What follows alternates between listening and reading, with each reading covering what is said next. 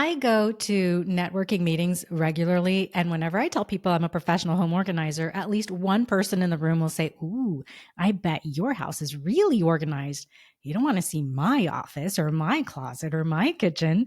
It makes me chuckle every time. And I tell them the truth. No, my house isn't organized all the time. I have spots that need my attention now, even. One closet here in my office needs to be decluttered because my son just reorganized his section in there for all of his soccer gear.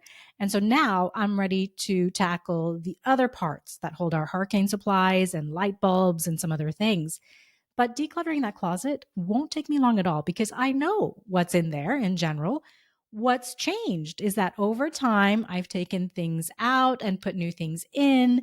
And I know there are things I'm ready to let go of in there again. So decluttering that closet doesn't scare me. In fact, I'm looking forward to going through it quickly since hurricane season started June 1st.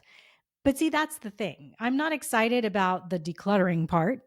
I'm excited about the being organized part, the part where I know exactly what's in there. I've labeled things adequately enough that even if I don't remember every individual item that's in a bin, I know where to look for that type of item when I might need it. And because you listen to the podcast, I believe that's what you're excited about too, being organized, being able to find what you want quickly when you need it, and being able to put stuff away easily. I'll bet that you're not particularly excited about the decluttering part, the making decisions about each thing, what to keep, what not to keep, and how to put it away in a way that makes sense. Nope. We all wish we could just bypass that whole step and just be putting stuff away in cute containers and having it all be beautifully organized.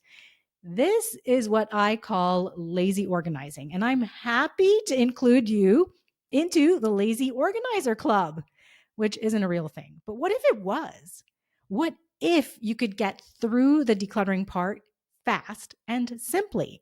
And you could know that your house would stay uncluttered just by you and your family doing some very simple things ongoing. Wouldn't that be glorious? Look, I haven't always been a lazy organizer, of course. There were many, many years when I struggled with organizing, when I tried organizing my house only to feel completely overwhelmed by my stuff, by the process, by everything I needed to do. And today, I want to share 4 times that I actually tried organizing my house and totally got it wrong. These aren't necessarily lessons for what not to do, because you might do one of these things and it could work great for you. But these were the years when I was anything but a lazy organizer. I was more like a stressed out organizer. So let's start. Okay. The first time I consciously decided to get organized was when we had 2 kids at the time.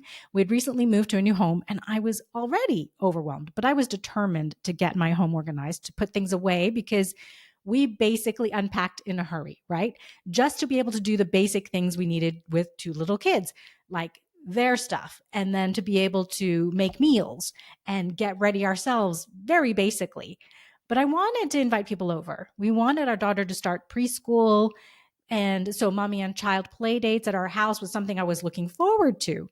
I really went at it while the kids were having their naps. And in the evenings, when my husband would play with them and give them a bath, and after we'd put them to sleep, I concentrated. I took some things out of the moving boxes and quickly found a place to store them.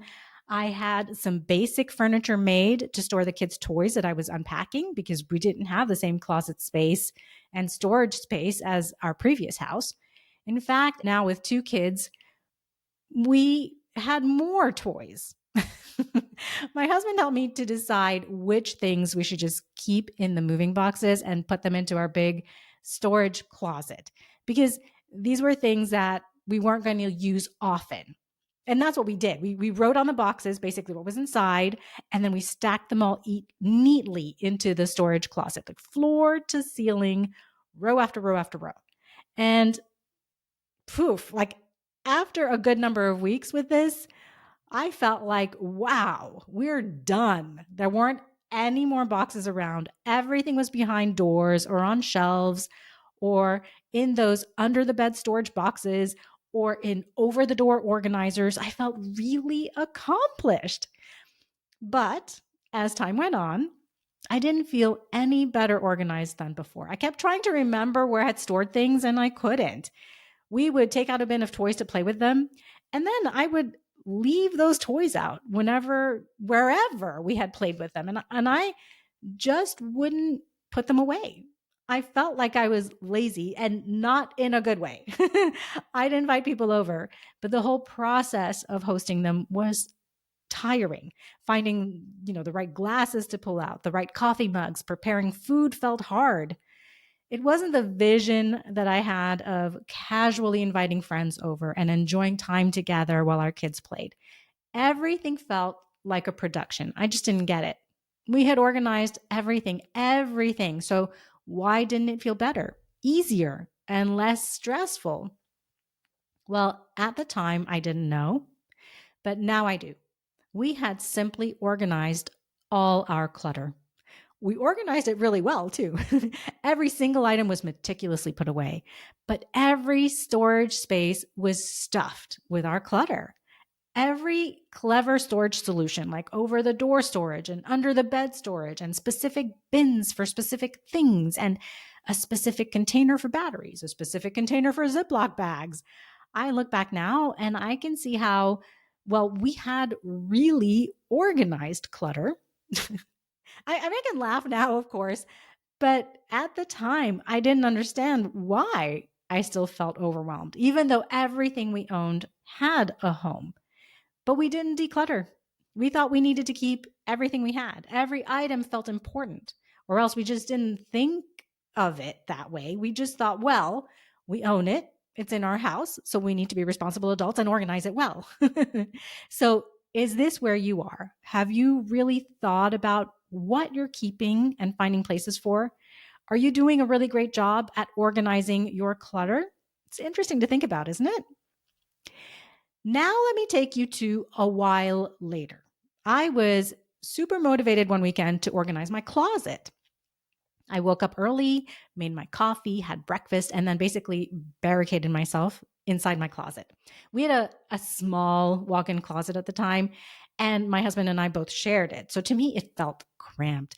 And so I decided I was going to replace all of our hangers with those velvet coated slim hangers. You know what those are, right? They're just very skinny plastic hangers with a layer of velvety type material on top. I had bought about 8 boxes of those hangers, and so I was ready to go. So I turned on my music and I started trading out all the hangers. It took me hours and it was so monotonous. Like, I'm surprised I didn't get carpal tunnel syndrome from the hours of repetitive motion. So I changed out all of our hangers. I did take a break for lunch, and by evening I was happy with the hanging space. It was still tight, but it was marginally better than the fatter plastic hangers we had been using. And it looked really nice to have all the matching hangers. That was on Saturday, and I was pooped by dinner time on Saturday. So I quit for the day.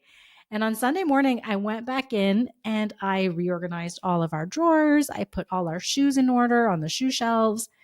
I folded and put all of our sweaters into the bins that I had bought for our shelves. Again, I used every inch of the closet, the t-shirts, socks, pajamas, workout clothes, swimsuits. There wasn't space for even one more of anything in the drawers. That's how cramped that little closet was. So on Sunday early evening, I was really happy with how it had turned out. So I went downstairs and we had dinner. And then it was time to put the kids to bed and get the laundry and bring it upstairs. Well, of course, I hadn't taken into account all the clothes that had been in the laundry. A whole load of our clothes that didn't fit in the closet. And then I remembered that my husband also had shirts at the cleaners that he'd be picking up on Monday. At that point, I was so tired that I just I smashed all the laundry into whatever space I could find in the closet. Our clothes were so tightly packed in there that it really didn't seem to make a difference that I had traded out the hangers.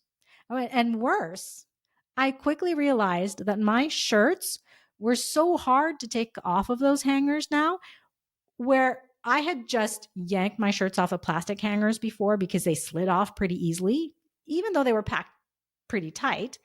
Well, they couldn't be pulled off of these velvet hangers.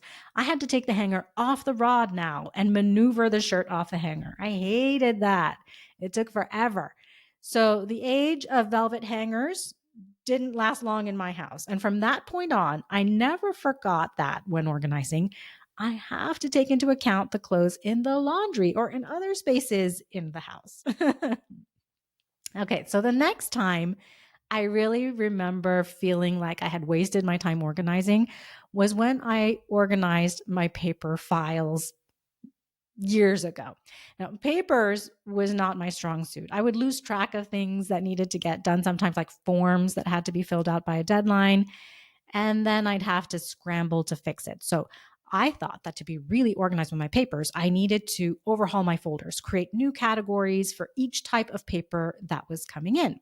So I created school folders for the kids, right? One folder for each child per grade, sometimes per class or per teacher, sometimes for each project or activity that they were working on. I also had files for each child, for each doctor, for each year's annual school medical forms or allergist visits, right? But after a very short while, I had a stack of papers on my desk, a very neat stack, but I'd stopped filing them away. And that stack became really annoying. Like it was just getting bigger and bigger and bigger. And I realized pretty quickly that looking at a piece of paper and then deciding which folder it needed to go into and then finding that particular folder took so long that I started avoiding it. I had basically over organized these folders. I thought I needed each of these micro categories to keep us organized so I could find whatever piece of paper I might need. But instead, I had created a system that was too detailed for me to keep up with. Now, like I said at the start of the episode, this isn't a lesson for what not to do because maybe these micro categories are how you prefer to organize your files and you have no problem filing your papers away. But for me, it was too subcategorized. I needed something simpler and less rigid. Again, I am the lazy organizer. I need simplicity.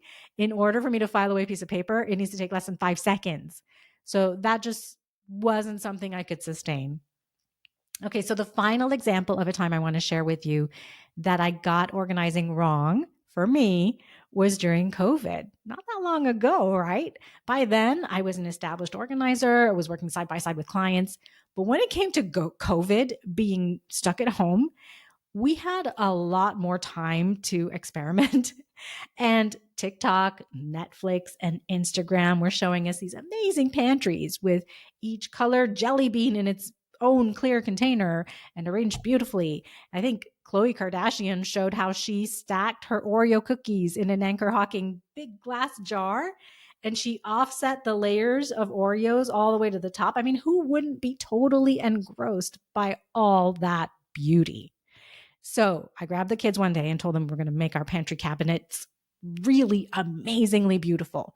I ordered clear matching containers and we got to work. I didn't do the offset layers Oreo method, but we did take all of our Oreos out of their packages and stacked them into clear containers. And yes, I labeled that jar Oreos. I had one jar with Thin Mints, another with Cheerios. We did the same with every bulk snack. I decanted also every grain that I owned into its own container, right? Each type of flour, white, whole wheat, bread flour, cake flour, almond flour, coconut flour. Each one had its own container, and I printed out each label. The kids had a lot of fun picking out the fonts and sticking the labels on. Oats, nuts, seeds, each had its own container. It was beautiful.